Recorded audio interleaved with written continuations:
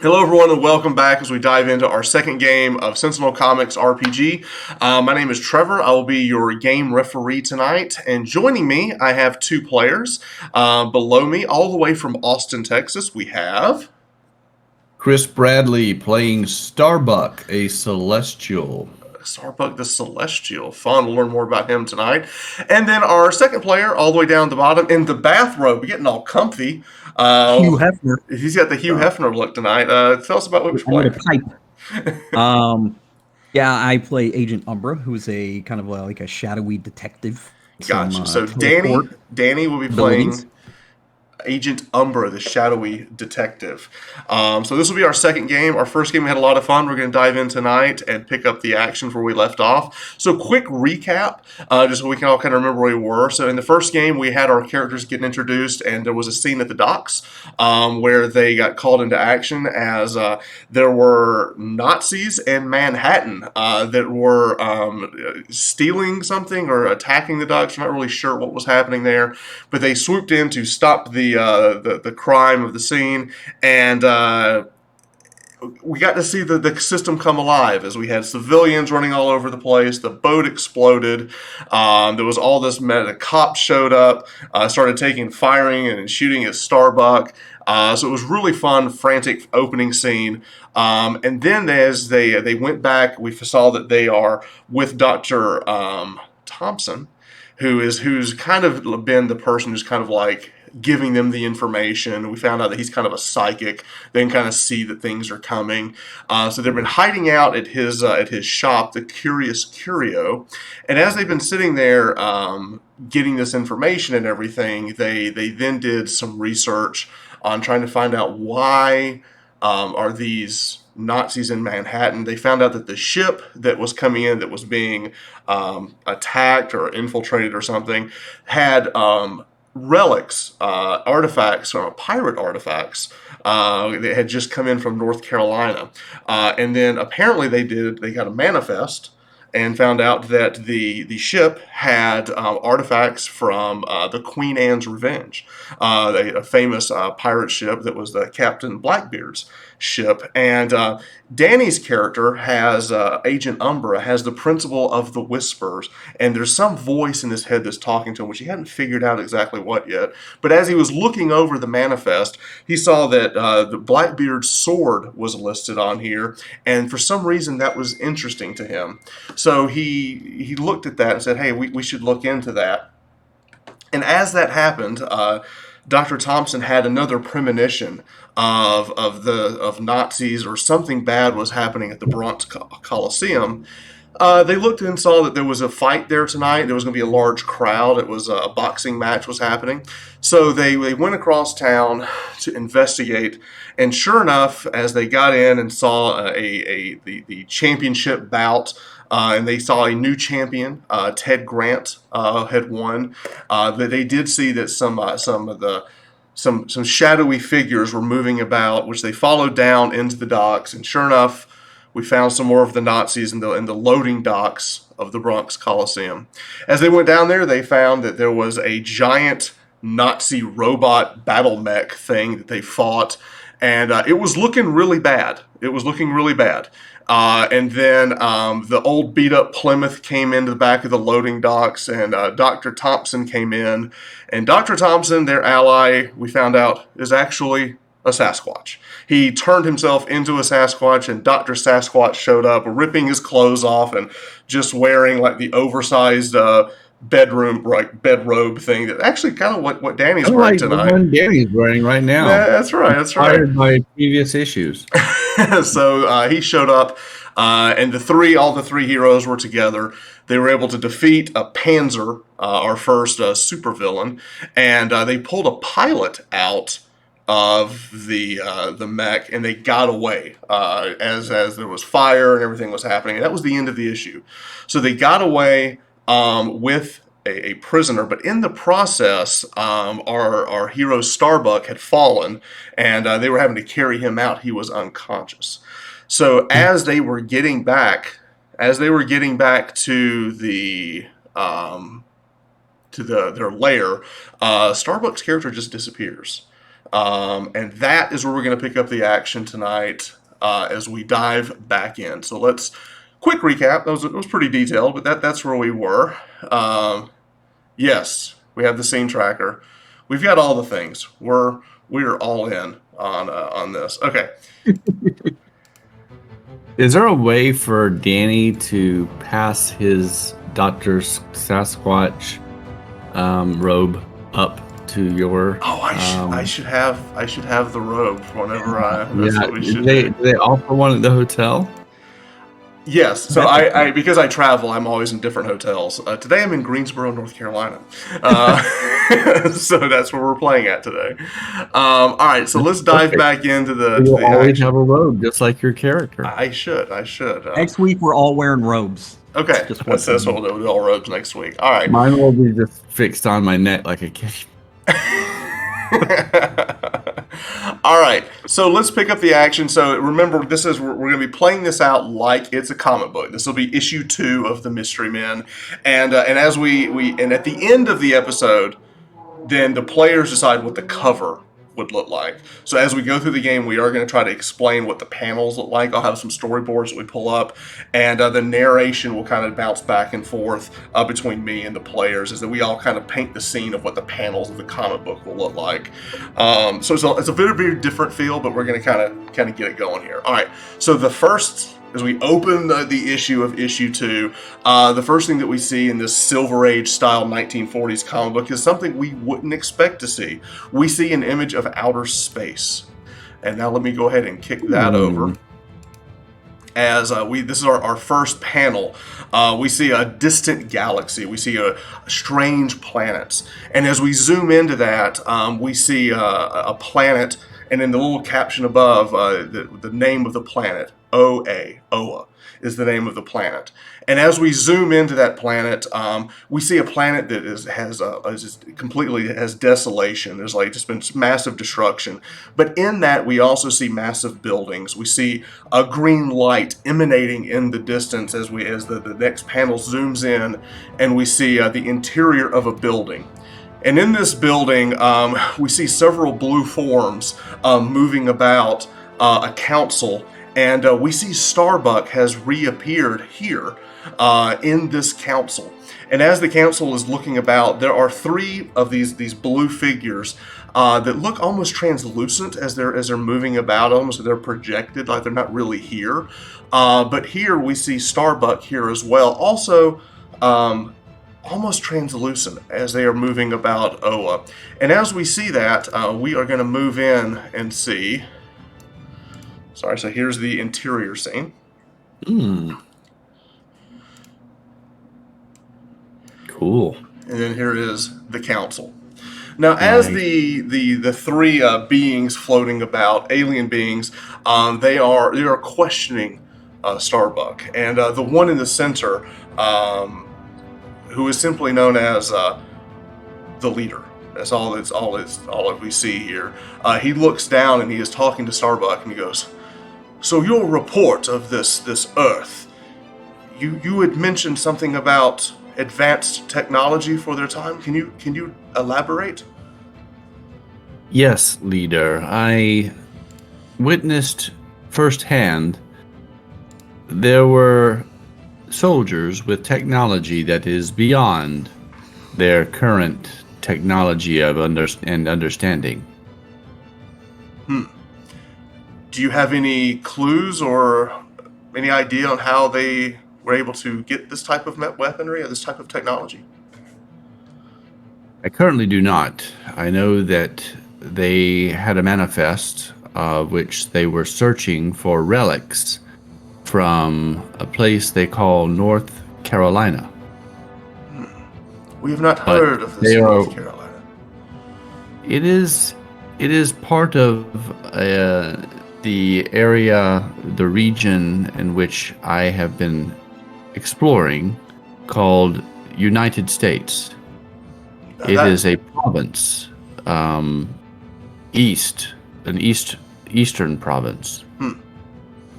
Interesting. It seems that the relics in which my friend was aware was a sword, but a sword that is of an older technology, steel. What I witnessed was not from the past. It was definitely from some other world, some other technology.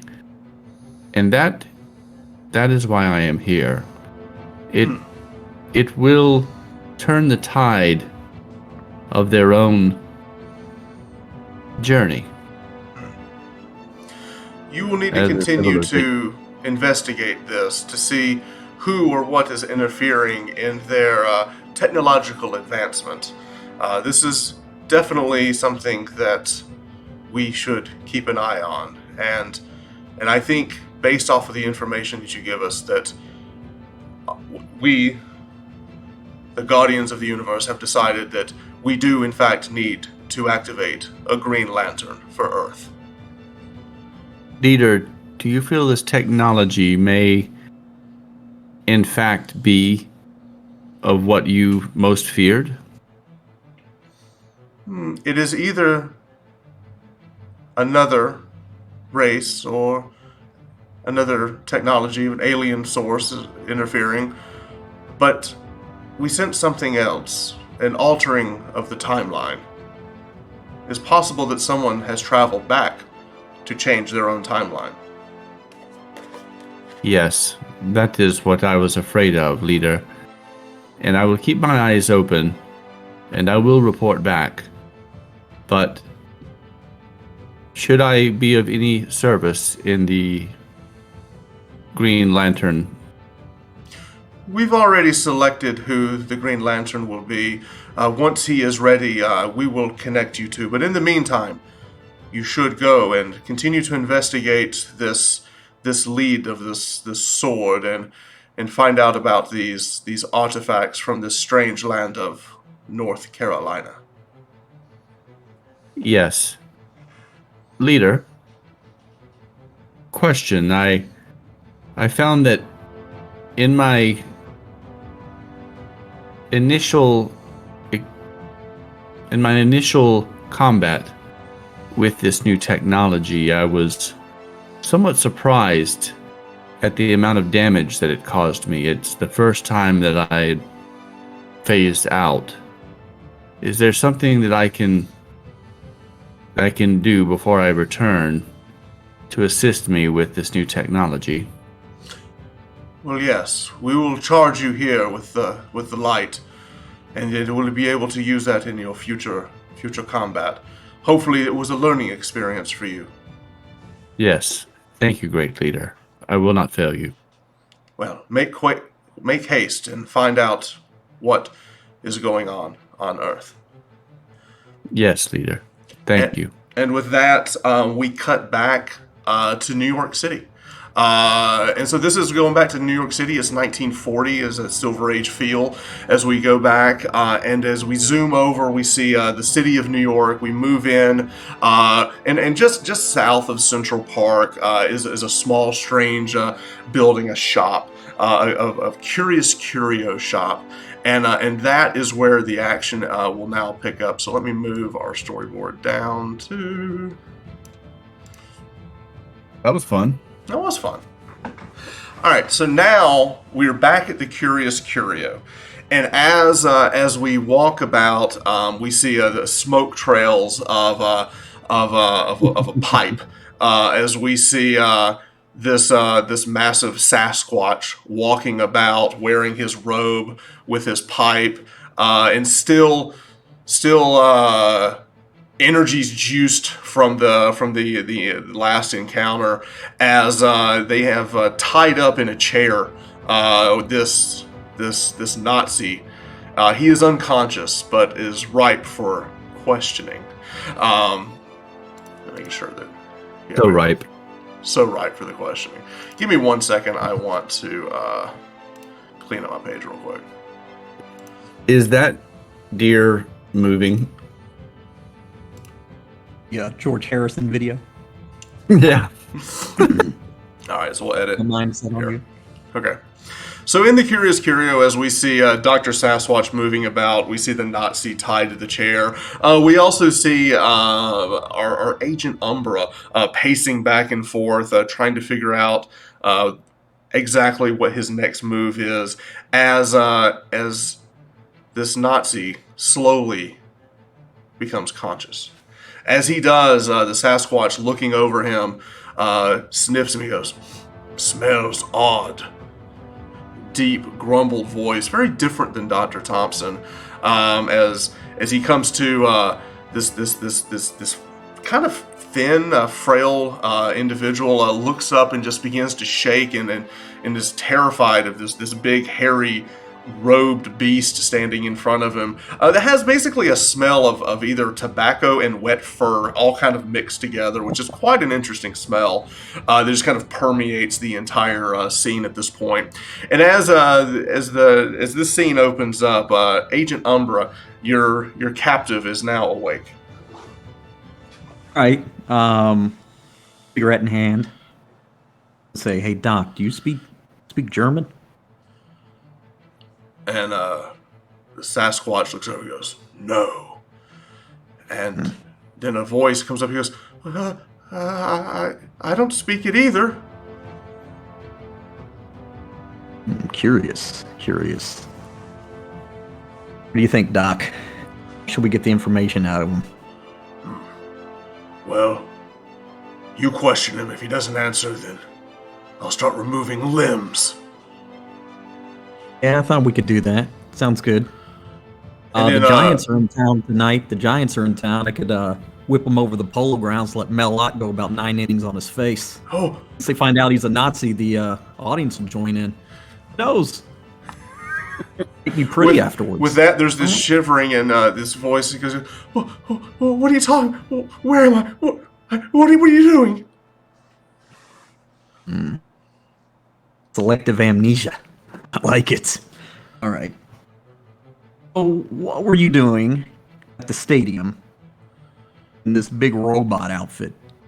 Tell us about it. I used to live in Queens, and I was abducted by the mob or gangsters or something. I was kidnapped, and I was held in a cage somewhere until I don't know. I saw a lot of strange people speaking languages I didn't understand. It could be German, but I also heard some English mixed in as well. And then the next thing I knew, you were pulling me out of some robot. A likely story, Heinrich. I'm gonna No, abduction no. and Joe's my name. go. Johnson. Go. Joe Johnson. Probably more like Hannes. I don't know what's the German name for John. Anyway, all right. Well, I'll deduce. I'll roll deduction and see what if would that be investigation? Just to see, I guess deduce if he's Yes. So give me a roll to overcome to see if this is the truth or not. all right. Oops. Clicked on yours. All right. So what's that? Just straight up deduction? Yeah. So basically, you're gonna have to make a pool. So if you're not using a power, it's gonna be a D4. You're using the deduction quality. So you roll I'll that. use investigation. Yeah. Okay. I guess green, right? Because we're not in any sort Yeah, of. it's just green. Yeah. Okay. All right, I got my pool. There we go. And we're gonna take the mid die, which is a 3. All right. So you have a choice. Your action either fails or you succeed with a major twist. You know what? You only live once. Let's succeed with a major twist. Succeed with a major twist. Now here's the thing: a major twist is usually bad, but it also could be good. You're going to force the issue, and as you force the issue, what does it look like? Like, how are you getting this information out of them? So let's paint that scene narration. What does the panel look like as Agent Umbra is trying to get the information out? I'll just look over to Doc and say, I don't want to go 12 rounds with this guy. And I grab him by his neck. We poof out, and we're up in the air, and I just drop the guy. Then I poof again, and I've got him. And we poof again, and we're on a Oh, so you're basically like rooftop. suicide dropping with teleportation. Yes. And Okay. so we end up back on a rooftop, and I go, hey, that was fun. Let's do it again. Okay. All right. Major twist. As you drop him, you pull to. He's unconscious and is like going in like a seizure. Ooh. All right, I'll port back A in. little too much. That's the major twist. It was a little too much. I think he's going to spill his guts if and when he wakes up. Right. Right. What can we do here, Doc? What's going on with him? He could be Yes. faking again. At this point, as the Sasquatch starts like his hair starts like kind of shrinking in as he's turning back into Dr. Thompson. As he does that, he closes his robe, as that's all the clothes that he has. And as he comes back down, he goes, "Sorry, what did you do? I just saw you vanish and you reappeared. And what happened?" Yeah, I convinced him to talk, but now he's whatever this is. Okay, he looks over and he goes, "Oh dear Lord!"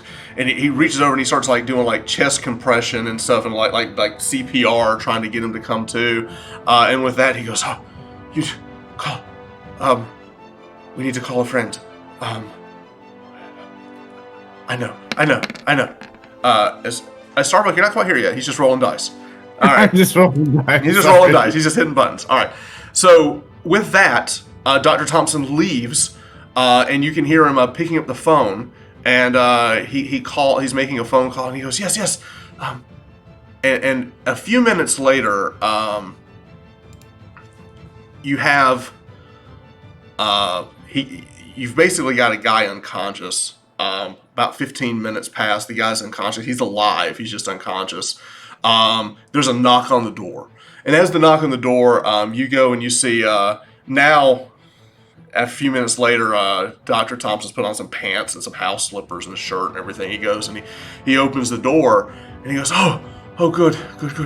You made it. And what you see here is an individual wearing like a trench coat and like a button-up shirt and everything. He walks in. He goes, you captured one of those Nazis at the dock, I hear?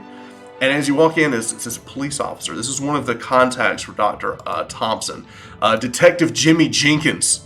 So let me hang on a second. Let me where is his? All right. So Detective Jimmy Jenkins comes in. With his fedora. He's actually got like a trench coat on over as soon as he walks in. A little bit of rain outside as he's coming in, kind of shaking off the rain. He goes, so Doc, tell me what you got in here. So the detective comes in, and at this point, just moving into the living room is Starbuck has reappeared. And Starbucks, and now you've entered the scene as well as you just kind of have phased in. As we have this interrogation, you see this passed out Nazi. You see the detective that just walked in that you haven't met before, and you see Agent Umbra is here as well as the investigation of this guy Joe Johnson says his name, and he's starting to come to. As he comes to, he's looking about and he's kind of stuttering, and it seems like he's slurring his speech a little bit. He goes, I don't remember, but I saw the big boss. I know who the big boss is. Big boss. Is his name the Silver Sage? You know anything about the Silver Sage? Silver. No. There was a robed individual. Robed. He was and he's still kind of speaking slurred because of what you did to him. He wore a hood, silver hair. Heard him talk English, not German. English, and he was talking to someone and I couldn't see him, but I saw. And he looks across. He goes, "They have one of those. There's one of those television. He was talking to someone in the television."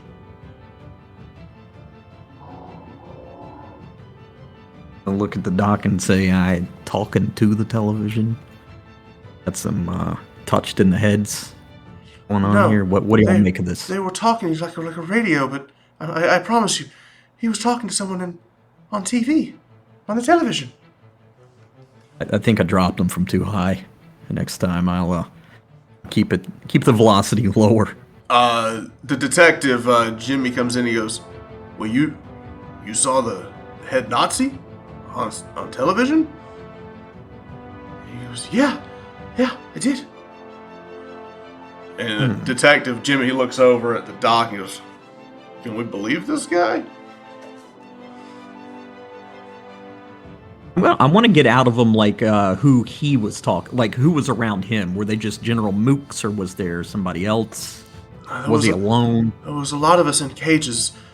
Some of them, they put the helmets on, and then they seemed to be controlled by the silver-haired one. I didn't see him well.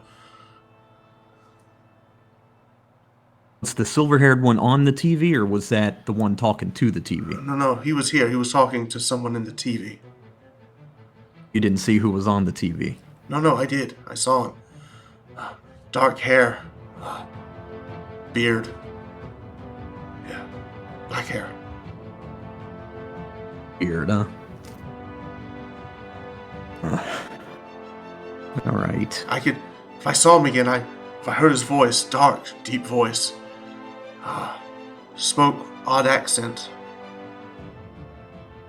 Not German. Say we fire up that TV, Doc.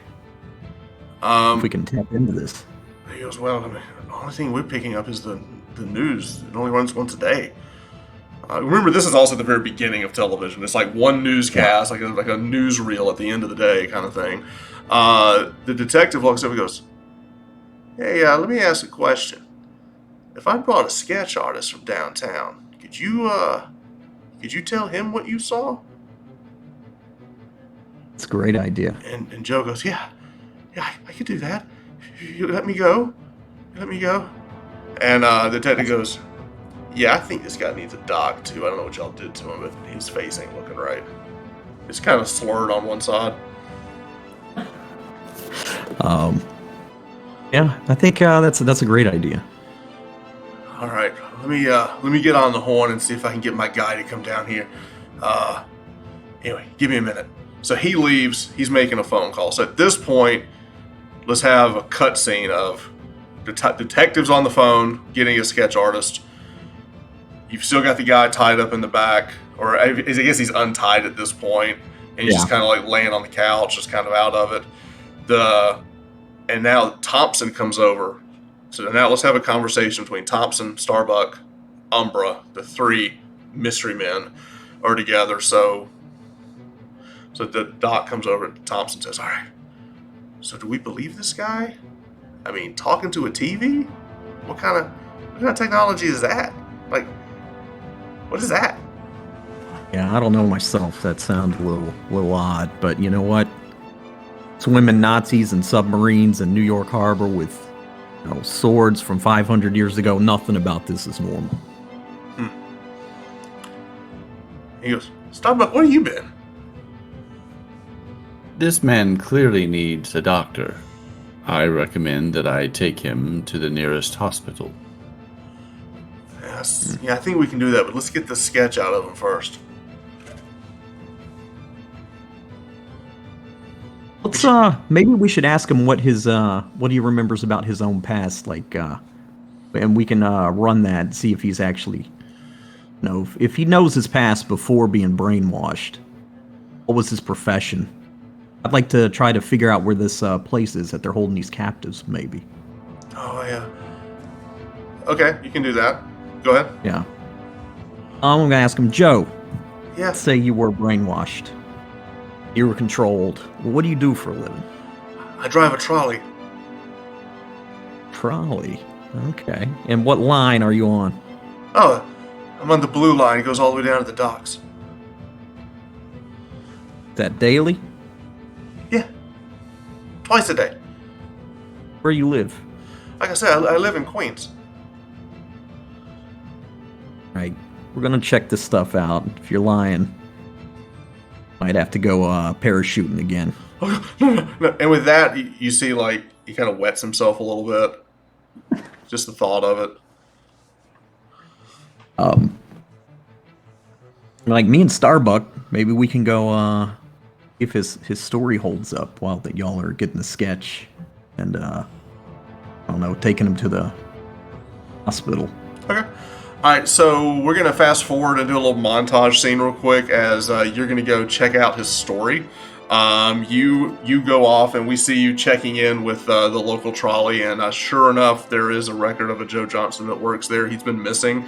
There's actually a missing persons out for him. So all of that checks out. In the meantime, Starbuck, you're here as the sketch artist comes over with Detective Jimmy, and they make a sketch of this person as you hear Joe kind of give this conversation. He's kind of talking to the guy. And once the sketch gets done, the detective looks over this guy and goes, "You kidding me, right? You telling me this is the guy that you saw on the radio? What is this funny hour?" And with that, let me show you. This is what's drawn. So he looks at it, he goes, "What is this? Is this a pirate? Is he got an eye patch or something? Like, what is this guy?"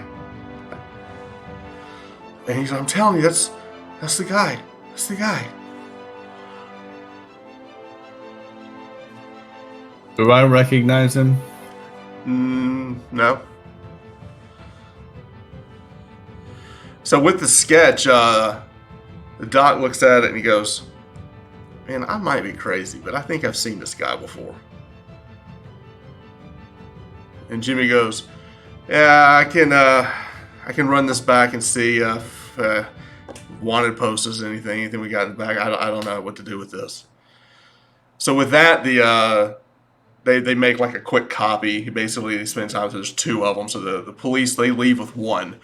The other sketch the doc has, and the doc goes, let's go down to the New York City Library. I got a girl there that has the rare book section. I think I saw this before, actually." And with that, we end the montage, and with this, the investigation now moves to the New York City Library. So now, as we pick up the next scene, we will move to the New York City Library. The public library, New York, 1940. As the cars are driving by, and the old beat-up Plymouth gets pulling into the public parking, kind of sputtering a little bit as it kind of lurches into the scene. The three of you get out wearing, just your civvies. And seeing Starbuck in a civilian clothes is pretty funny. As he's wearing like his trench coat and his hat, looking about. So Starbuck, let's have a quick scene with you getting out of the car dressed as a typical New Yorker. What is your reaction to kind of seeing the bustling streets of New York dressed as the common man?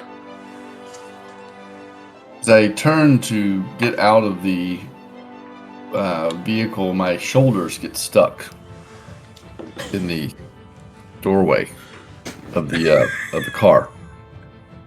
I have to shift myself, and then I turn and I look, and I watch as to see how everyone is shuffling and moving about, and I start to shuffle as well with them. Okay. As I walk and follow the team. Okay. As the three of you cross the city streets, you're looking about. You see, you're kind of walking up the stairs with the giant lion statues and the iconic statues outside the library. As you're walking in, and you see a lot of people. It's the middle of the day. A lot of people, a lot of traffic, a lot of people kind of moving out. And as we go inside, we have the interior scene of the library. Now, as we're going into the interior of the library and walking about, we're Dr. Thompson, fully dressed, not wearing his robe, just fully dressed. Can't wear a bathrobe to the library. Come on now. But as the three of you are walking in, he goes, yeah, there's a rare book section in the back. And as you're leaving, You see another individual kind of like sweating a little bit, and he's carrying like an old book, and you hear this lady yelling, saying, "Hey, mister, you can't check that out." And you see this guy turn and goes, "Hey, I pay taxes. I can check out whatever book I want to." And there's this argument going on between a librarian and this guy who's trying to check out this book. And as they're going back and forth, you kind of see this argument happening as this, like, Joe Schmo trying to, take a book he's not supposed to out of the library. And this is what's going back and forth. As that Dr. Thompson looks over and goes, "Hey, Dolores, what's the problem with this guy?" And he's like, "Hey, those rare books they can't take that." So with that, what do you guys want to do? I'll just walk up to the guy and like, "Hey, buddy, you're the lady. Those are read only." He pulls the book and goes, "Hey, get out of my face, y'all. You can't tell me what to do." Just gonna look over at the doc and Buck and go, "All right, it's almost go time if y'all want to have a different plan. That temper's a little short today." Excuse me, sir, but it seems as if your library card is in danger of being revoked. Every good American needs that library card, friend. All right, with that, Chris, let's do a roll. You've got to see if you can overcome this. What are you going to use as your skills to let's create a pull dice here? So we're still in the green status, but what power, are you going to use any power or any quality as we make a roll to see if you can convince this this random guy to be nice to the lady and return the book? So for the rules, let's kind of... I will just do presence. There you go. That's good. Which is a six-sided So basically, if we look at here, so what you're going to do is you're going to create a whole pool dice. So you're using a power, which is presence, which is the D6. You also need to use a quality. So if you don't have a quality to use here, you can use an untrained quality. But you've got to create a pool of dice. So like you do, so collect presence. Yeah. I've got presence. I'll do untrained quality. Okay. And then green. And green. Okay. And then roll your action dice, and let's see what we get. All right, so we're taking the mid die, which is a 6. All right, with that, the action succeeds, but with a minor twist. He drops the book. He goes, "Fine, you'll get yours. You'll see. Yeah, you'll see." And with that, he leaves, but with a threat. And with that, you pick up the book and you hand it back to the lady. And that guy was about as threatening as Betty Boop. Don't worry about him. Right. Hey, let's take a look at this book, shall we? It seems to be kind of important. And Dolores goes, "Oh, yes, sure, but read only, read only." And with that, Dr. Thompson kind of pulls aside and goes, "Look through this." And as you're going through and looking at it, it is, interestingly enough, an old manuscript of pirate journals. But it's like pirates wouldn't keep a journal. So this is like journals about pirates or something. There's like actual like first-hand account basically of the golden age of piracy. It's very interesting, and it's a really rare book. It's extremely rare. And she looked and goes, "Oh, that book's almost 100 years old." Hey, doll, where's the list that he signed in to get this book? Oh, he didn't sign in. Oh, he just went back there and got it. Well, he asked me to see it, and then as I handed it to him and turned to look him up in our binder, he just left. Oh, he was trying to Going steal it. to have him return his library card, if that's okay with you, ma'am. I do want to show Dolores.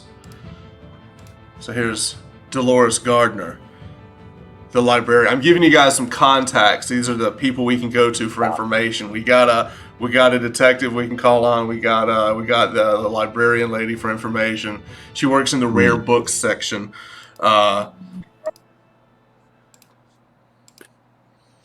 So I'm going to go follow the guy that left while they're having a conversation. All right, so you walk outside and you look around the busy streets of New York, and he's gone. He's a little guy. He looks gone. As you do that, Agent Umbra, what do you want to do? I'm gonna detective the manuscript, see if I can see, since they're old and stuff, try to pinpoint what pages he was on. Okay. If there's any telltale signs, like maybe he, had a bookmark on something. Maybe he, any pages freshly wrinkled, anything like that. Okay. Maybe Sasquatch can smell his fingerprints. Okay. Super smell. All right, so give me a detective. Go ahead, let's make a pool, and let's see if you can overcome this. Let's see. Oh, you're on it. So we're using a 7, so you're using deduction, investigation, and green. That's a 7. Yes, you do succeed. As you are looking through the manuscript, you do see where he was pulling something out, and there seems to be something in here written about Blackbeard's sword. Curious. There's actually a sketch of the sword, and there's actually a sketch of supposedly what Blackbeard or Edward Teach looked like. And as you look at the picture in the book of Edward Teach, It's the guy from the it's the TV. sketch. So this guy just basically told you that Blackbeard is in charge. Look, this is weird. This is weird. I think we definitely are on the right track, though. Look at this, Doc. Show it to him, and whenever Starbuck comes back in, I'll fill him in as well. I'm back. All right, so you walk back, and you walk in. You lost the guy. As you walk in, you see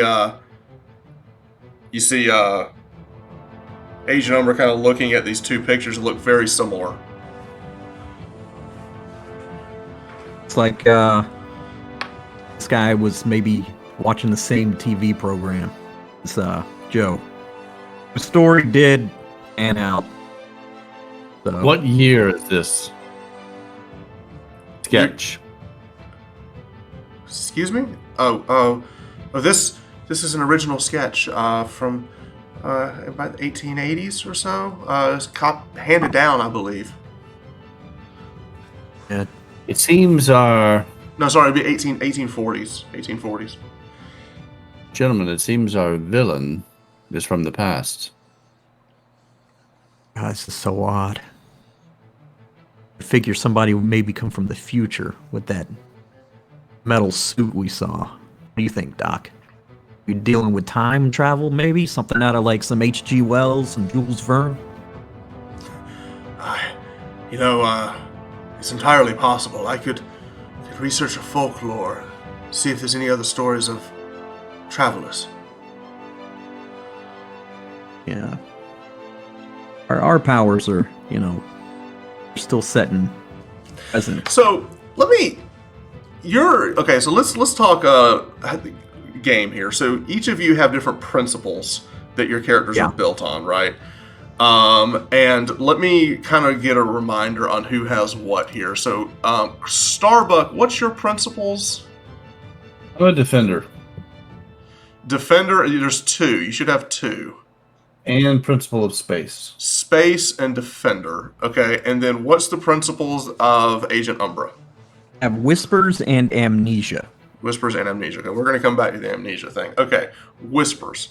So here's the thing. I'm going to overcome this a little bit, I think that the whispers kind of comes in play here.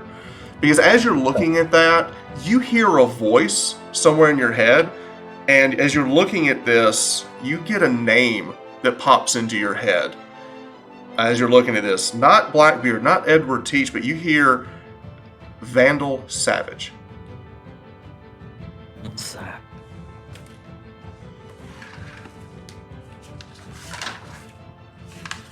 Look at Doc and say, "Hey, Doc and Buck, y'all ever Vandal Savage ring a bell?"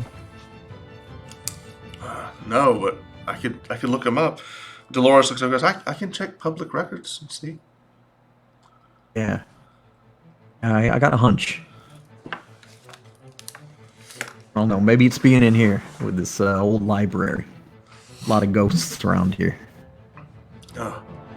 And with that, all of you hear, yeah, that's the guy. That's the guy that wouldn't get the book that the boss wanted. And you guys turn around and look, and you see several fairly large individuals, wearing black trench coats. Some of them you can tell are like have weapons under their jackets, and there's one really big one. There's a really big guy standing there, and he's kind of back behind him in the shadows with like this massive trench coat, this massive hat, kind of like. But this guy is huge. It might be the biggest human you've ever seen. Like, it's amazing he even made it into the building. He's that big. On a scale of 1 to 10, Dr. Michael Thompson Sasquatches, how does he... He would be bigger than the Michael Wow. Thompson Sasquatch. This is the biggest human you've ever seen. All Alright, so now we've got it. Now, here's the thing. You're in the library. There's a ton of civilians, and you've got basically mobsters showing up with, weapons.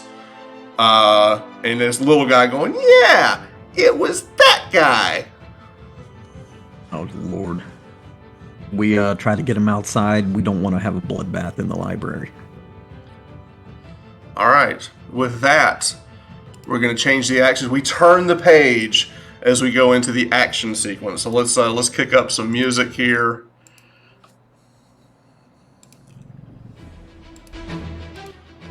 All right. So we're going to keep this theater of the mind for the first few seconds. So we have a situation where you've got a very crowded library. You've got these guys standing in the door, and you've got the three of you standing there with the librarian behind you. So I think the first panel of this is the three of you kind of like standing like action pose in front of the librarian, who's like kind of like grabbing onto the shoulder of Dr. Thompson, kind of like, oh, what's happening, as the mobsters start pulling out their guns, and the giant shadow of this very large individual standing behind them. So with that, because in this game the initiative is basically who I think is fastest, and we kind of roll that way, I'm going to say that Starbuck is going to be the first one to act. So with that, the action will start with you. Once you get done with your action, you then can determine who you want the next person to be. That book belongs to the community. We must defend it and its protector at all costs. Take her and the book to safety. I'll take care of these. The Thompson looks at you and says, "Okay," and he takes the book. All right, so you give this. That's your word caption. Now, what are you doing? What's your action as you're doing that? I'm going to use my principle to defend her. I'll put myself in harm's way to defend another without a second thought. Okay. However, there's minor and major twists to that. What are the possible twists? The minor is how do my actions put me in more danger than before. Okay. And then the major is what great sacrifice did I just make to succeed. All right, we're going to go with the first one, the minor twist.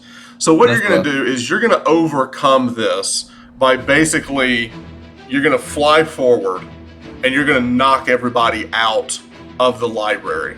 Now what that's going to do is you are directly in harm's way. You're kind of like, basically you're flying forward, you're just like pushing these guys out into the street, and that's going to kind of spill into the street. But behind them or something like that. Yeah. Now, with that, you did overcome the situation, so everyone will get a hero point that will for next Now, game. would I use my sonic boomstick as a hinder multiple targets So using flight? here's the thing. I think your action is to use that to get everyone else. You're basically overcoming the threat of what's happening here, and you're pushing everybody into the street. So now, as that happens, now you can pass your action. Your action is to overcome the issue that you're about to have casualties, like civilian casualties. So if you need to deal with challenges that the villain, environment, or individual twists. All right. So now that's the twist. You've overcome this. Now you've pushed them out into the street, And now, as you're kind of, the panel shows, as you're kind of pushing all of these mobsters out into the street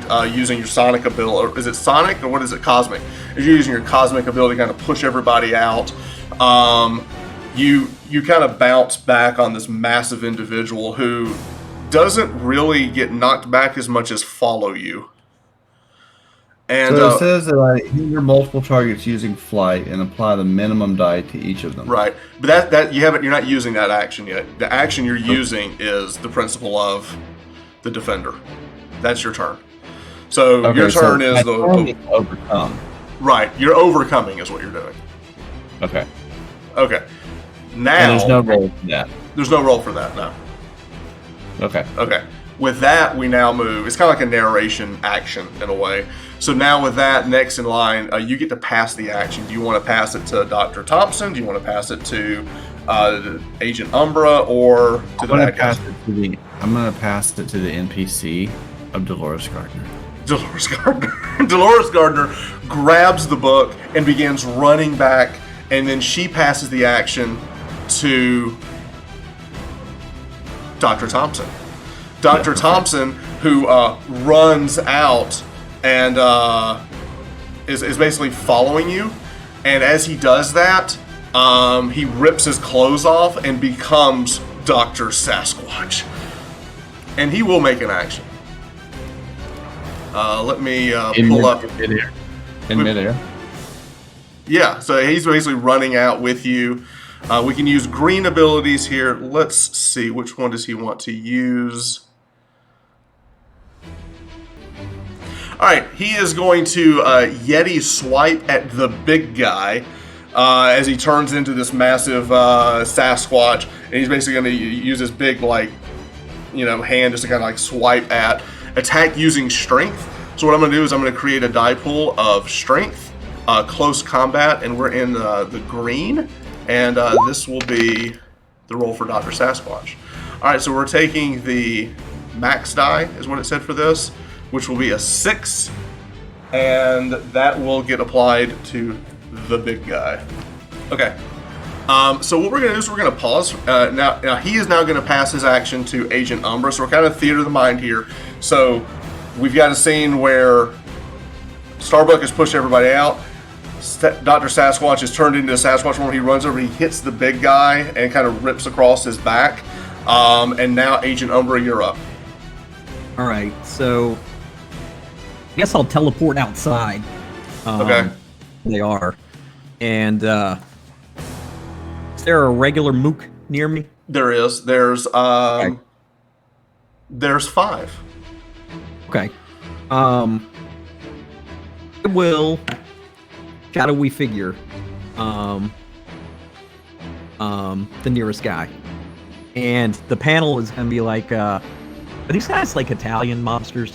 Sure, we'll go with that, yeah. We're like a long time ago there was this guy named Hieronymus, and that would be my first as I lay into him. So let's see, attack using, I guess that'd be teleportation. All right, Defend using your min die. Okay, so it's basically a regular attack. Alright, so which one are you using?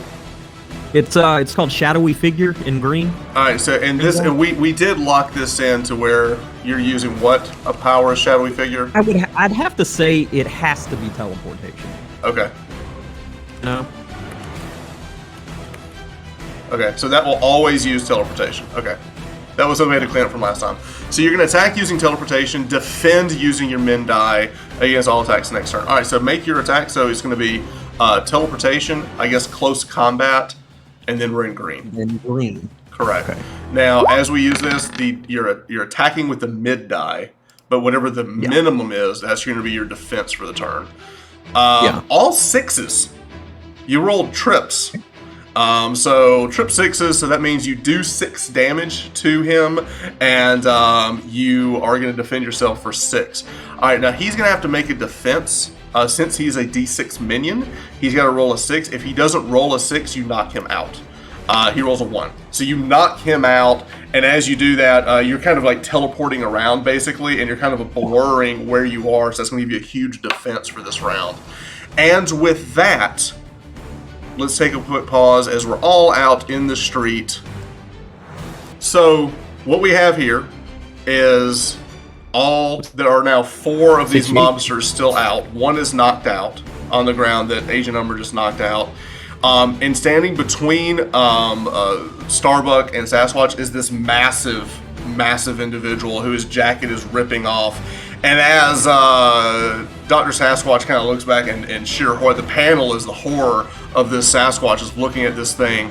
As you hear the mobster goes, "Get him, Grundy!" As you see this massive, looks like a zombie, massive guy standing there. Where is he? And ladies and gentlemen, it's Solomon Grundy. Oh, there he is. Nice. All right, so there's this big, he's massive, like this undead zombie thing wearing a suit. It just goes and it's all ripped to shreds now. Is now moving to attack. So now that everyone's gone, we're going to have the bad guys go. All of the mobsters, they all pull out their pistols. And because of the defender, they're all going to be taking shots at Starbuck. So we're going to have 1, 2, 3, 4 guys all roll their attacks at Starbuck. And Starbuck, that will be 6, 7, 8, 9. That'll be 10 damage that you're going to take. Okay. Put you down to 19. With that, Solomon Grundy is going to attack Dr. Sasquatch.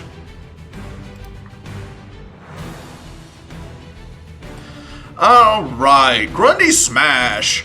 After using Strength, attack using Strength, use your max, mid, and min dice. All 3 of them. And then he's going to hinder himself using max die and then take damage equal to mid and min. It's a big, huge attack. So it's going to be strength. It's going to be close combat. And we are in green. Alright, so here's Solomon Grundy coming down. This is the damage that's going to be done to... So Sasquatch is going to take 9 damage. Okay. That ability also is going to hinder him. So he has a hindrance on him of -2. And then he's going to take 1 damage. No. He's going to take 5 damage. So he's taking a total of 11. Okay. Now it is the environment's turn. We are going to have a major twist partly is the overcoming that that Starbuck did as he pushed everybody out. So we're going to go to the environment, the New York City environment, and we have a major twist coming. So let me go pull that up. All right, major twist. Oh, great! As you push everybody out into the street, there is a runaway car that's going to go and bulldoze through Starbuck and everyone here. This whole lane right here. There's a runaway car.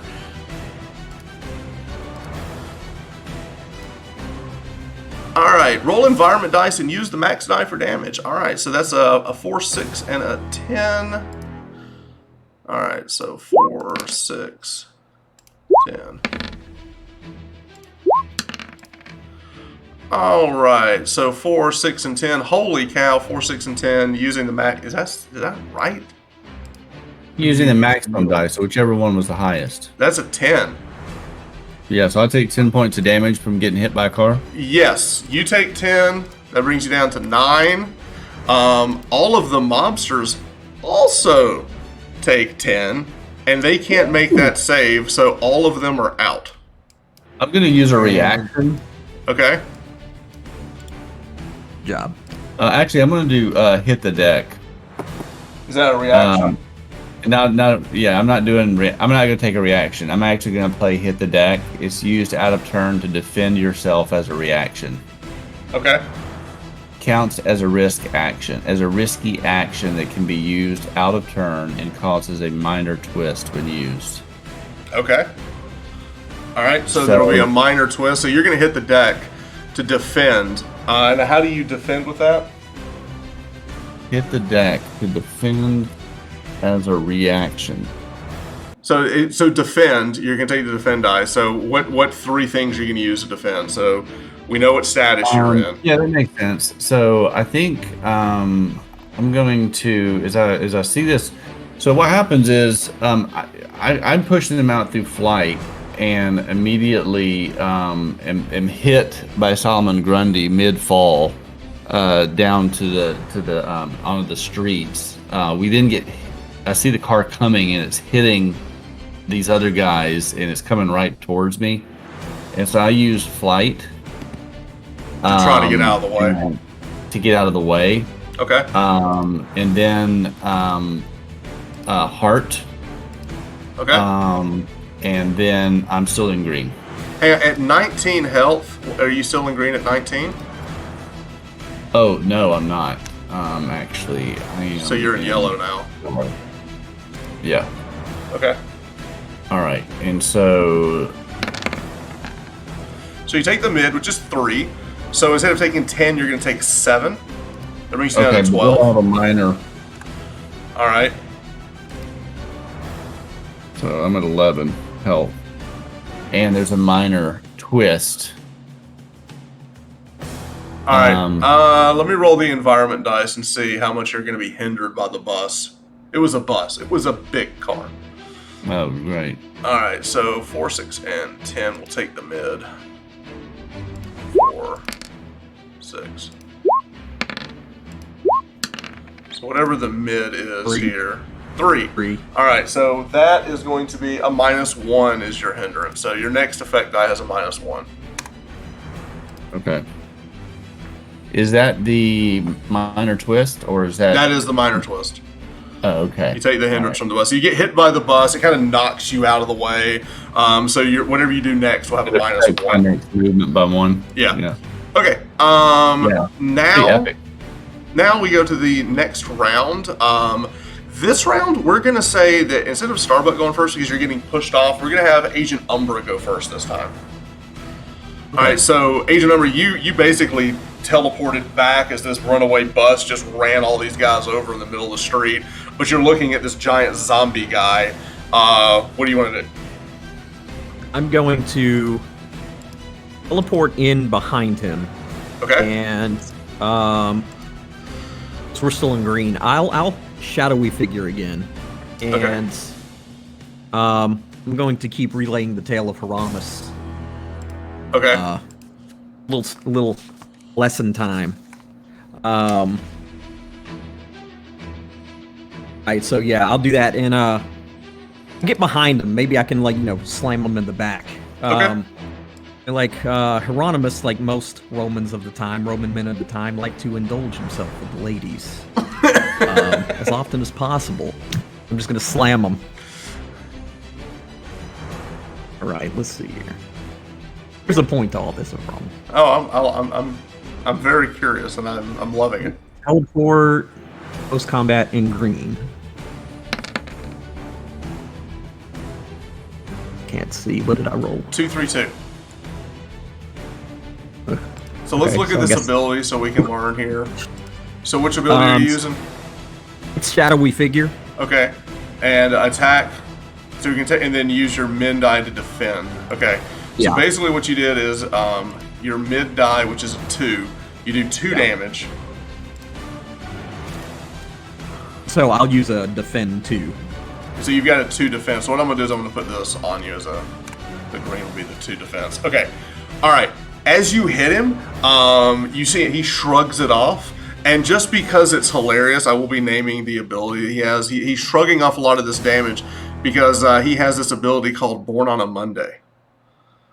That's And it awesome. reduces damage taken. Nice. The bigger the zone, the more the damage. I'm trying to explain it. So his ability he has is it reduces damage taken by physical and energy sources, and it goes up every zone. Okay. So I love that you named their abilities. So we've seen Grundy Smash and Born on a Monday. Yep. That's awesome. All right. Now who are you going to pass your action to? I'll give it to Starbuck. All right. So Starbuck, you're busy. You're basically like getting spun around by the bus.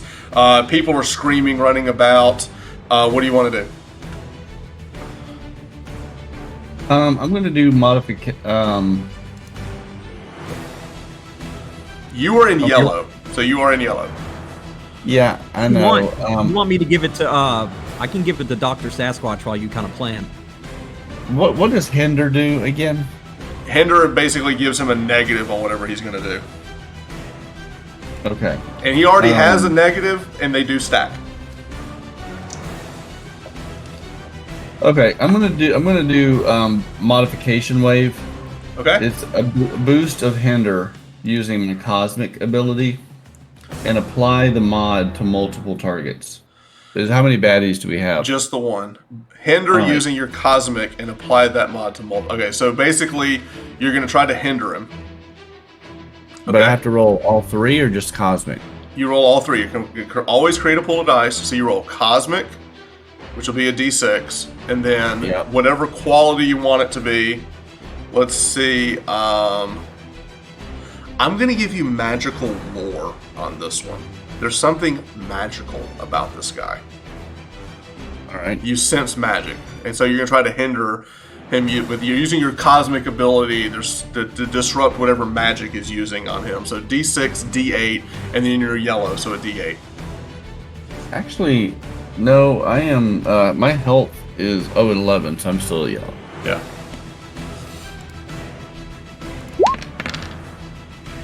Yeah. All right, 6, 6, and 3. Using the mid as a 6. That is going to give us an additional -2. So now he's working on a -4. Awesome. Is that to his attacks or is that to his defend or how So does that work? the next effect die that he rolls I gotcha. will be a -4. Okay. And then once he rolls it, it falls off. It depends. Sometimes you have a persistent hindrance. Persistent, that's and right.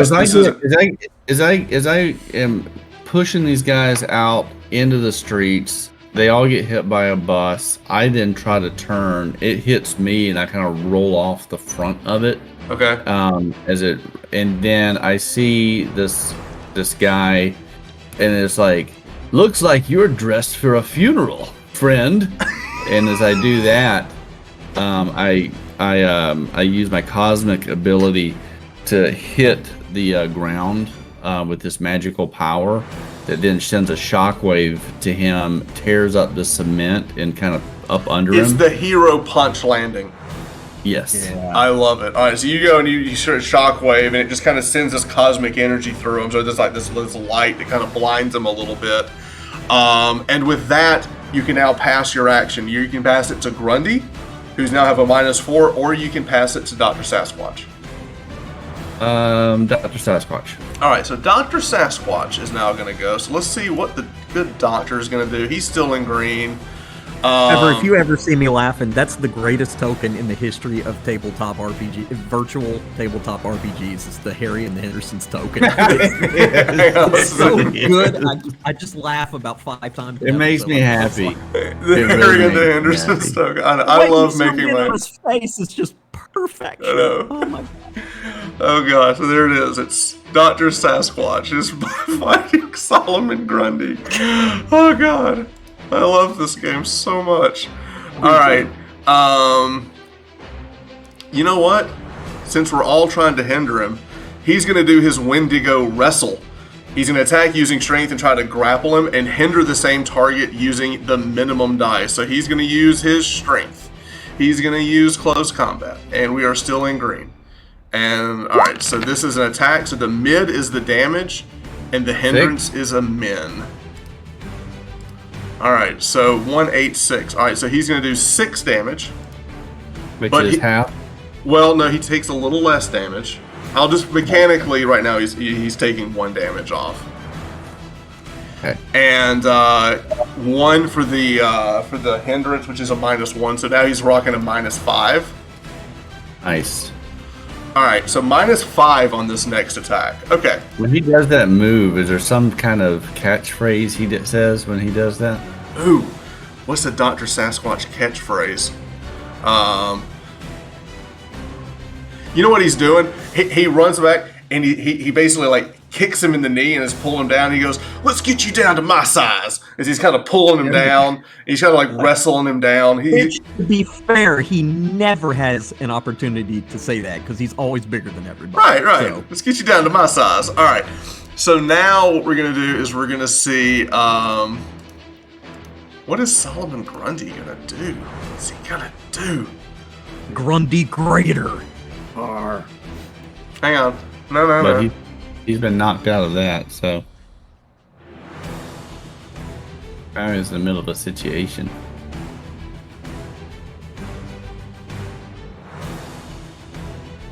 Just waiting for like Dolores to come out with the power and be like, late fee. Bam. All right. Hold up. So he just took 5 total damage. He's going to use his reaction, Grundy will, to use his Grundy Mad ability. When attacked, use the amount of damage taken by the attack to boost yourself. So that 5 damage is going to negate 2 of his abilities. So now he's only at a -3.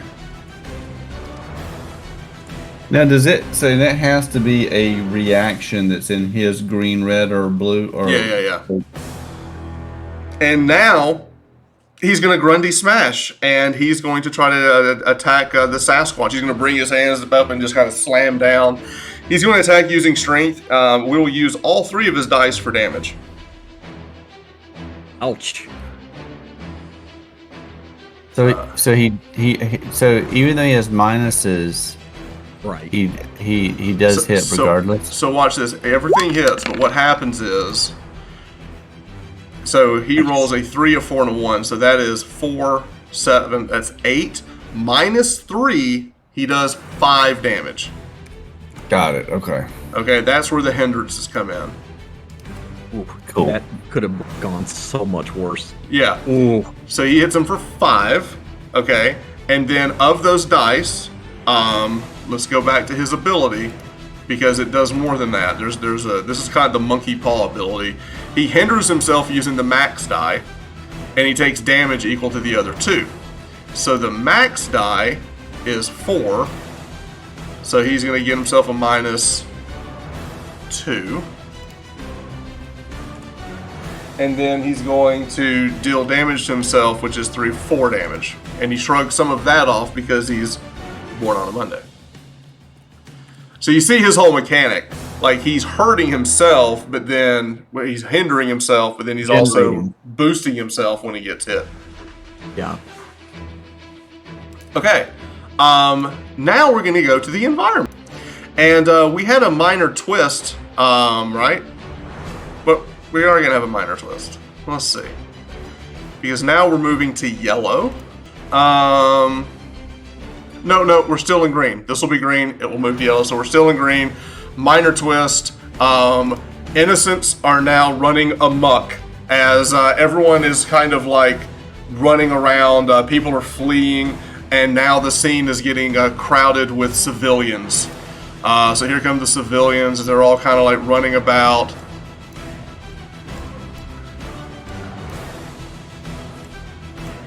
All right. And so let me roll the environment dice and see how much of a hindrance this is for everybody. I'm starting to get used to the mechanics now. All right, 4, 6, 10.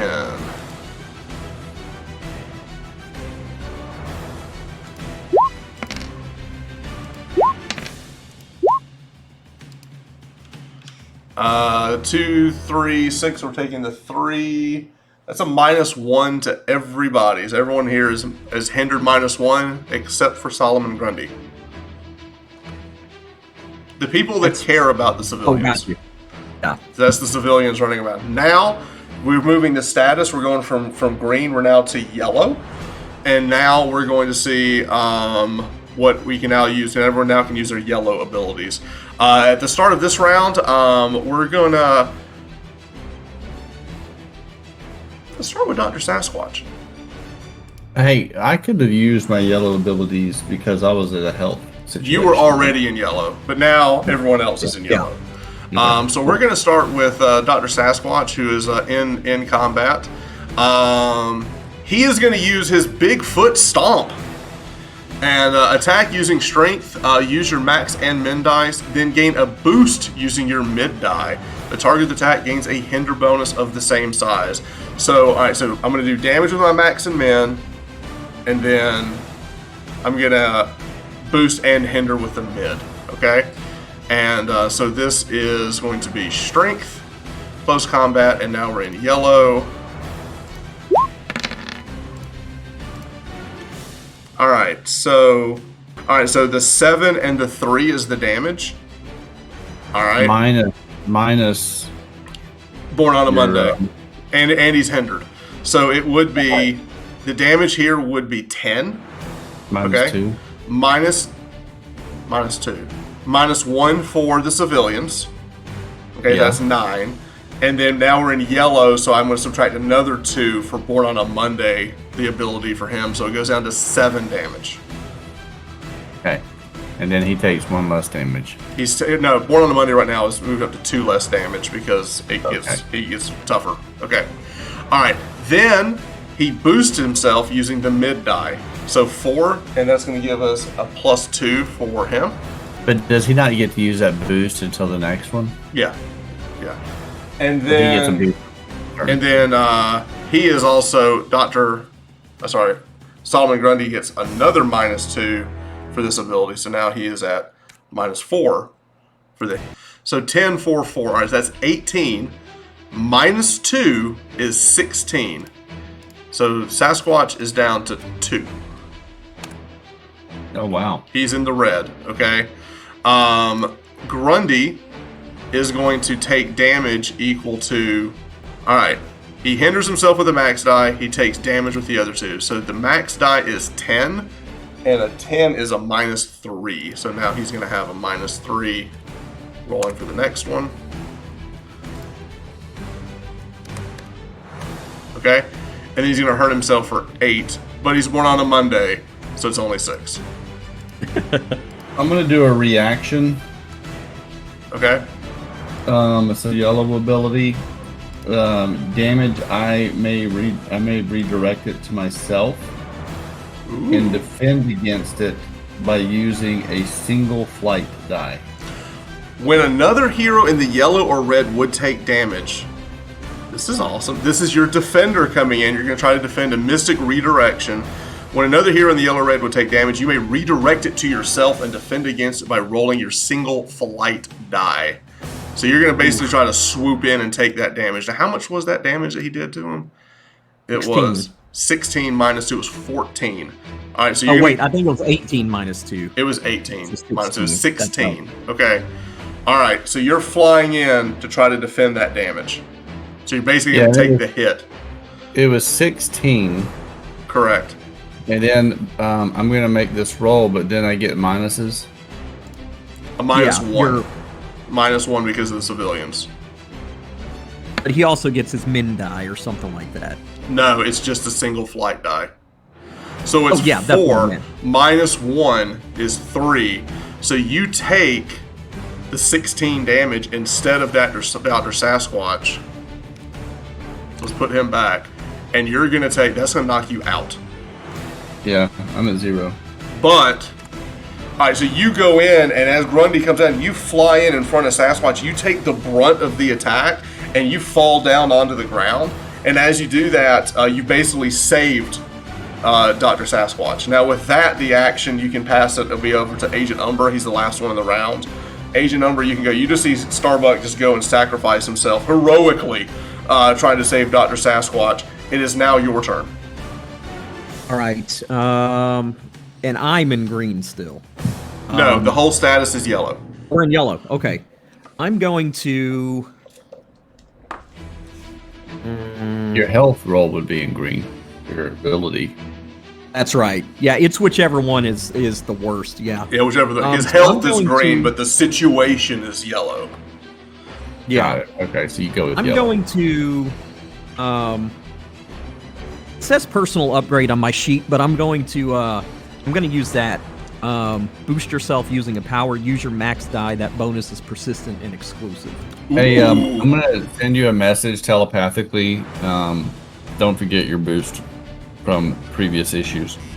Oh, yeah. Also, I have hindrance, which I just shrug off. Oh, that's right. You have an ability that just shrugs off hindrances. And use your max die. So it's going to be that. Then what? Untrained? Well, it depends on the situation. I guess I'm in combat, so I'll use close combat, and then Yeah. Or stealth. then- You can use stealth. You're always stealthy. Yeah. And so, then You are hey, Umbrella, you are behind him. Like Yeah, all this so I go with action is stealth, yeah. happening- all right, Yeah, so all yeah, this action has been happening in front of him. You're behind him. all right. 5. So I boost myself by 5. Persistent and exclusive. So that's actually a +2. This persistent and exclusive. So that's a 2. Okay. Yeah. Oh yeah, Gets yeah, converted. yeah. The boost hinder overcome charge. Yeah. Okay. So that here's the thing. That is persistent. Like he always has that. So now he's intangible as he's fighting. And let me keep going. Hieronymus started to grow a conscience, and filled with guilt started to spend his time in the Roman catacombs contemplating his life and the hell that surely awaited him afterwards. You're I'm like gonna say that as I'm like, you're quoting all of this as you're going. I love this because as you're flipping through the comic, the reader's like, "What is he doing?" Yeah. Like, I love this. I have no idea where this is going. I can't wait to see where you're going with this. Okay, all right. Yeah. So now we're going to go to the environment, and we're in yellow.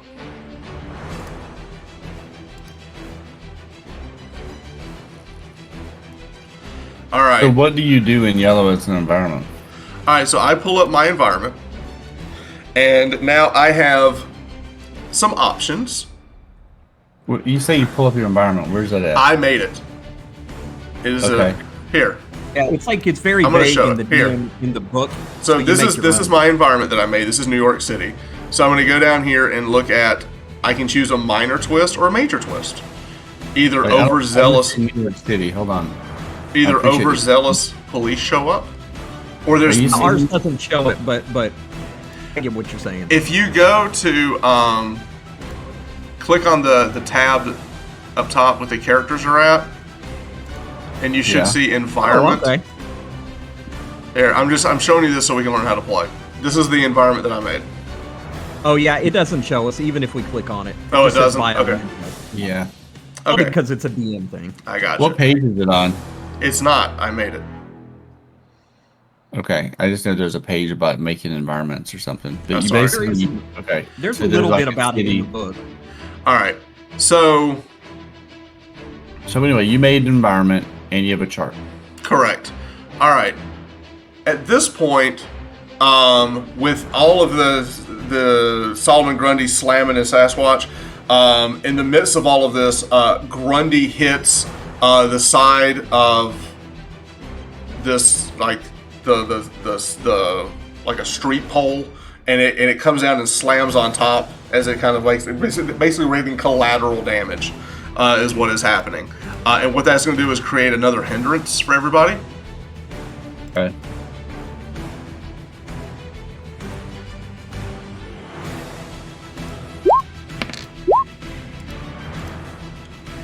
All right, so 2, 4, 4. So the 4, everyone's going to get a -2 as everyone's trying to dodge out of the way of this. So we've got civilians, and now we've got collateral damage. So now everyone's rolling a -3. It's a crowded fight.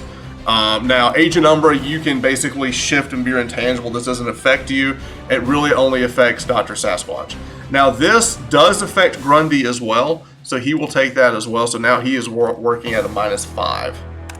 What happens to our unconscious hero as this is happening? You're laying on the ground. Now here's the thing, you still have an out ability. What is your out ability? Do you know? I think he can defend. Defend an ally by rolling a single strength die. All right, so you basically can still try to defend people even though you're not knocked out per se. You're just out just of the kinda fight. like- Yeah, he's out of the fight.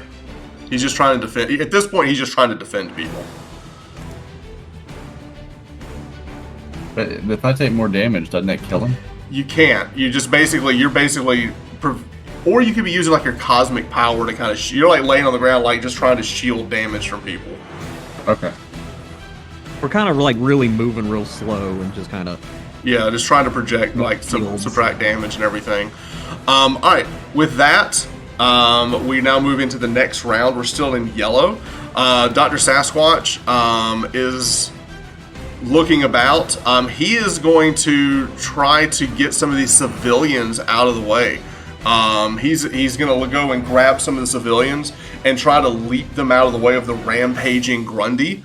Because he's afraid that people are going to get smashed by him. So he's going to take the overcome action to try to see if he can get these people out of the way. So what I'm going to do is I'm going to go to his sheet and I'm going to say, what abilities do I need to put together to try to, and I'm going to use leaping. I'm going to try to leap these people out of the way.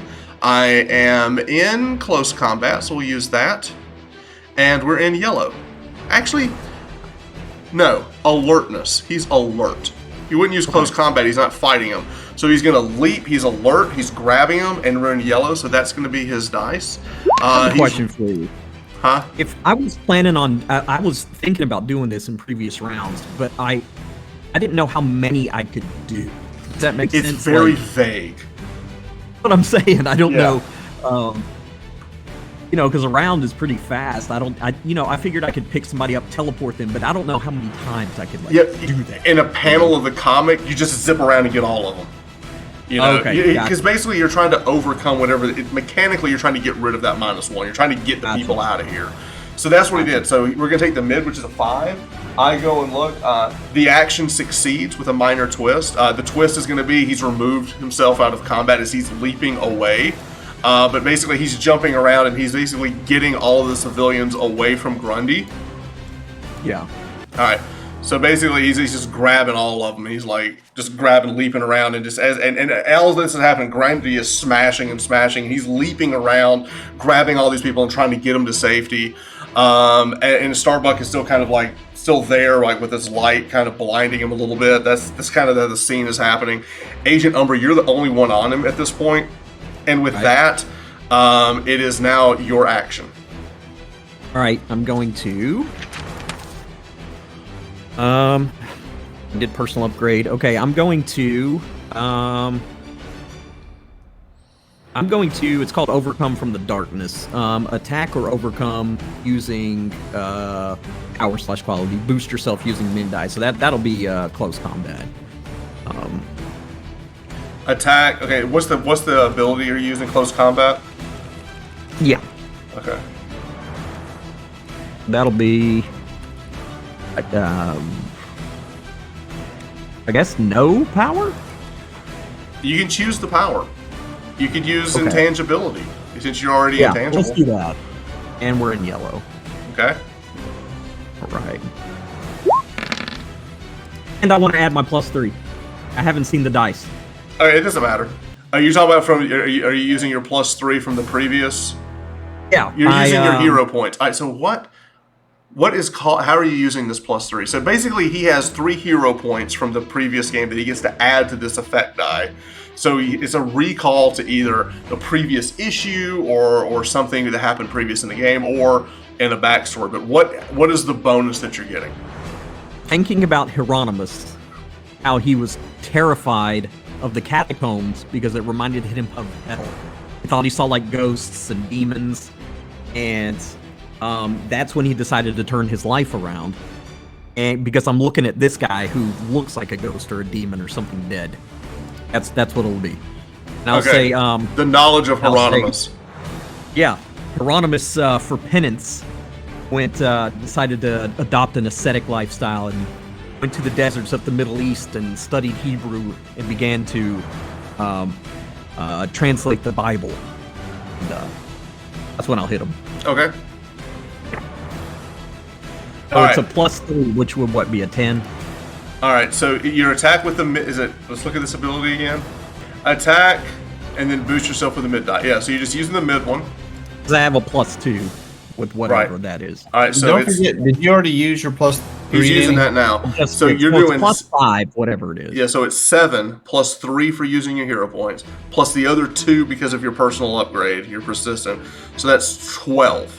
So you do 12 to him. He subtracts 2 because he's born on a Monday, and that brings him to he's taking 41 total damage. Now, what does this look like? So that's like your intangibles. You're going up, and you're just kind of giving like a giant uppercut kind of thing as you're kind of like coming up under him. As you do that, you see him like shatter the jaw. His jaw kind of moves back. He's like, as he's kind of that's the panel as you kind of like uppercut punching him. And I would also think you're kind of intangible, so you kind of like see through you a little bit as you're doing that. Yeah. So that's what the action looks like. And the other part of that ability is do you boost yourself? You boost yourself using your min die. Mid die. Well, No, min. I'm sorry, min. Is it min? Minimum die. So 2. A 2. All right, so that gives you another +1 for the next. Okay. Which would be a +3 because you've got a persistent going on.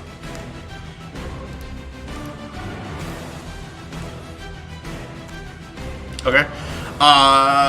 Okay, so now it's Grundy's turn? Is that right? I think it's a new round. Hang on a second. I got lost in combat. So Sasquatch Yeah, started the round. It's a new round because Chris took the Sasquatch damage from Grundy. And then the Sasquatch took off and rescued people. Got it. And then you went. And then I went. Yeah. So now, okay. All right. So the environment can go. We're going to move to. Yeah. Now we're going to move to red. The environment is going to move to red as you hear sirens are coming. More people are kind of getting out. You see like people, you see the flash bulbs going off as the mystery men are fighting in the middle of the street. And as we get to red, Grundy looks and runs, and he's going to pick up some rubble and throw it at you, and he's going to start running down an alley as he is leaving. So he's kind of moving down this alley. I made the token really big just so we can see, but he's running down this alley as he is escaping. I might have got that wrong, Trevor. I'm not too sure. It's okay. We're gonna move forward anyway, because the scene right now would be as we move to red. He's leaving. That's the end of the scene as he's leaving. Now with that, there's all these people coming in. Agent Umbra, are you going to try to give chase, or are you going to try to help? So you see Starbuck laying on the ground. You see Dr. Sasquatch grabbing people, and you're giving chase. Now as he runs, you see him basically like rip open part of the sewer grate. Not a sewer like a sewer, but like a giant sewer grate. As he like jumps in and he starts going down into the sewers. As you give chase to Solomon Grundy. Okay. All right. Now, yeah, I'll do, since we're in red, I'll do unerring strike. Okay. Use your max and min dice, ignore all penalties, ignore defend, and it cannot be affected by reaction. Alright. So I want to see this ability. You're using your big ability here, the red. Attack using... What's the power that this is going to be tied to? I figure it would probably be... teleportation, probably? Teleportation, okay. I figured that... I don't... Yeah, whatever it is, we lock it in. Sense. Okay. Yeah. So you're basically chasing. You're using your teleportation to go and give him another punch. Using your max and min. Ignore all penalties on this attack. Ignore any defend actions, and it cannot be affected by reactions. Okay. So I'll get a +2 because the persistent. So what? 7 + 2, 9. Okay. So 7 + 2 is 9. Okay, you do 9 to him. All right, as you do that, you go and you teleport forward. You punch him. As you do that, he lurches forward, and as he does it, you see him like crack and like it's almost like the sewer kind of gives way under him. As you see him like disappear into the darkness, as you basically are standing over like this broken chasm or something under the sewers as water is flowing down, and you see Grundy just fall into the darkness, and that's going to be the end of the scene. So he got away. But not before you like punched him in the back as Grundy gets away. Okay, so after this, he's just kind of look around, and he's just gonna be kind of talking to himself and say like, Ramos became such a good student of of the Bible that the Pope took him in, and he became a disciple of the Pope who called him Jerome. And he was gonna be kind of looking around. It's like under the sewers. He's like, yeah, it's like the catacombs, right? It was a story about Saint Jerome Nice. because that's the library that Ghostbusters was filmed in. About I had an uncle who thought he was Saint Jerome. That's hilarious. That's awesome. I was gonna lecture the guys I was beating up and be like, you need to be more like, right now you're a Hieronymus. You need to be a Jerome. But the Greyhound took him out. Oh god. All right. So with that, we move to the scene where the Sasquatch has moved about. He saved all of the people. He goes, and Starbuck, you're kind of like dazed as you took that massive hit. Sasquatch picks you up, and as you see the police and you see all these like press are starting to move in, Sasquatch grabs Starbuck. He leaps up on top of the buildings and begins to leap across town from building to building. And then by the time he gets back to the Curious Curio, he's met there by Agent Umbra, who just teleported there and met back at the secret lair of the Mystery Men for now, which is the Curious Curio.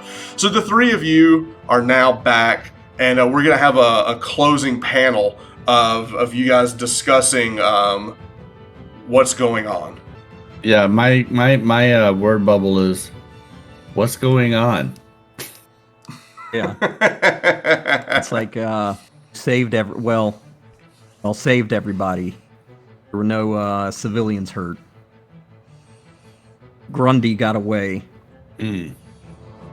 We've got a lot of new information to go on. And walking about. Go ahead. We're probably like nursing him a little bit. Like he's slumped in a chair, and we're just kind of like kneeling beside him, like kind of help him. Right, Yeah. and you see the Sasquatch leaning over. He goes, "Thank you, Starbuck, for taking that major attack. That blow might have failed me. I thank you." Anything for a friend. And with that, he looks over and he kind of a blank stare. And he says, "So who is this Solomon Grundy that the mobsters were talking about? And who is this person you spoke of, this Vandal Savage?" Both good questions. Maybe Dolores will have something at the library.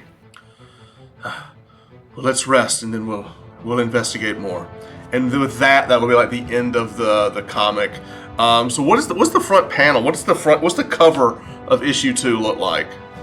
I think it's got to be him taking the blow for everybody, and the little caption will be like, "Starbuck dead" or something like that. Well, Starbuck versus the he's like Grundy's like coming down, and you see like Starbuck like swooshing in front of the Sasquatch to take the attack. I like that. Mystery Men Yeah, versus it's like you don't Grundy. see the second half of his body. It's like an energy field. Yeah, it's like a streak of him like coming in to take the attack. Yeah, Like at ground level, like I love totally it. vertical. I love it. So they fall to the viciousness of Solomon Grundy. Oh, I love Yes. it. Awesome. All right. Well, guys, thank you so much for joining us as we kind of we'll get ready for our next issue as we're still kind of learning the system. We're still getting to know it, but I love the story. We're learning the system. The system is fun, and we learned a lot tonight about the boost and the hindrances and how all that stacks. And then as we get going, I think it's going to be really, really fun. So with that, thank you guys for joining us. And until next time, let's keep reading some comics. I'm loving this. All right.